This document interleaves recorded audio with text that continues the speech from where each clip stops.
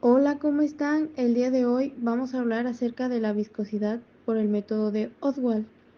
Mi equipo está conformado por Máximo, Elena, Saraí, Lorena, Perla y una servidora. Hablando de la viscosidad de un fluido, se va a referir a la resistencia que presentan las sustancias para fluir y sufrir deformaciones ante cualquier tipo de situación. Y cuando aplicamos una fuerza a un fluido, la partícula que lo forman genera cierta fricción interna para resistirse al flujo. Y sabemos que a mayor fricción, mayor fuerza se tendrá que hacer para conseguir que el fluido se mueva. Y a esta fuerza se le conoce como cizallamiento. La viscosidad también es una propiedad fundamental que van a tener los fluidos, ya sean líquidos o gases. Y pues gracias a ella vamos a poder predecir cómo van a comportarse los fluidos durante su producción como en su aplicación final. Ahora vamos a hablar acerca de los factores que van a afectar la viscosidad de un fluido. Primeramente tenemos la temperatura del fluido. Y esto pues más que nada sabemos que ante una mayor temperatura la viscosidad de los líquidos va a disminuir, mientras que con los gases va a aumentar. También tenemos la presión, que pues es muy relevante para la viscosidad de los gases, que suele aumentar ante un incremento de la presión. También sabemos que pues por lo mismo no va a tener el mismo impacto en los líquidos. Y también el otro factor va a ser las partículas suspendidas. Y pues para esto hay que tener en cuenta que la materia en suspensión va a aumentar la viscosidad. Clasificación de los fluidos según la viscosidad.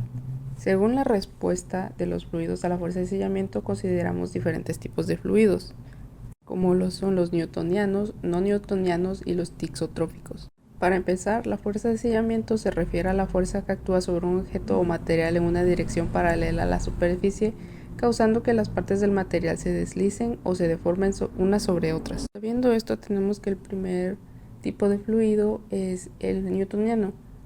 Estos son aquellos que cumplen la ley de Newton, es decir, que ante una temperatura y presión dadas, la viscosidad del flujo permanece constante independientemente de la fuerza de sellamiento. El ejemplo más común es el agua. El siguiente es el fluido no newtoniano, los cuales son aquellos cuya viscosidad varía cuando la fuerza de sellamiento se modifica. Un ejemplo sería la pintura para pintar casas o muchos cosméticos.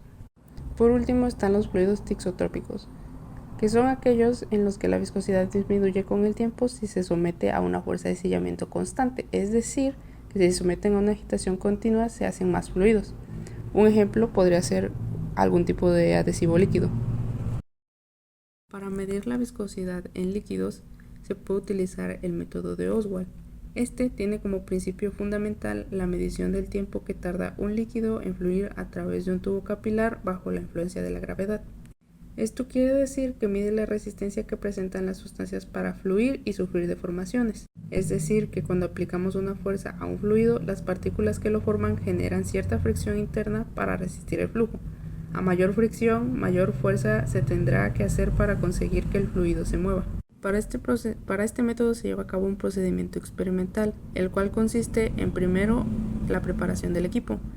Para esto se necesita un viscosímetro de Oswald, un líquido de referencia de viscosidad desconocida, generalmente es agua, y un líquido a medir. Después es la calibración del equipo. Para esto se tiene que calibrar el viscosímetro utilizando el líquido de referencia para medir el tiempo que tarda el líquido de referencia en fluir a través del viscosímetro bajo condiciones específicas. Después prosigue la medición. Una vez calibrado el viscosímetro, se llena con el líquido a medir.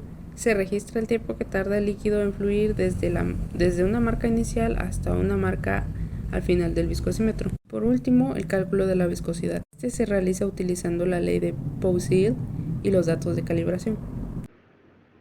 A continuación, les mostraremos un ejemplo de viscosidad por el método de Oswald. Este ejemplo nos trae dos líquidos, tanto el agua como el alcohol.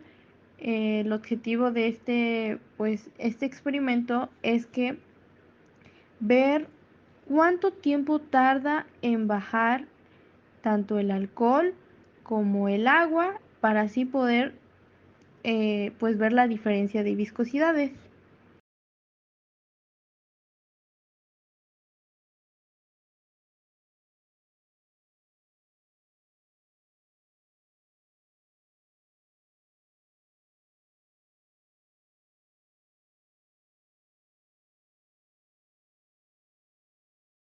Aplicaciones en el método de Oswald.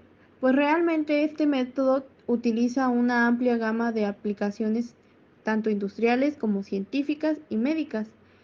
Por ejemplo, en la industria química se emplea para caracterizar la viscosidad de líquidos puros, mezclas de líquidos y pues suspensiones.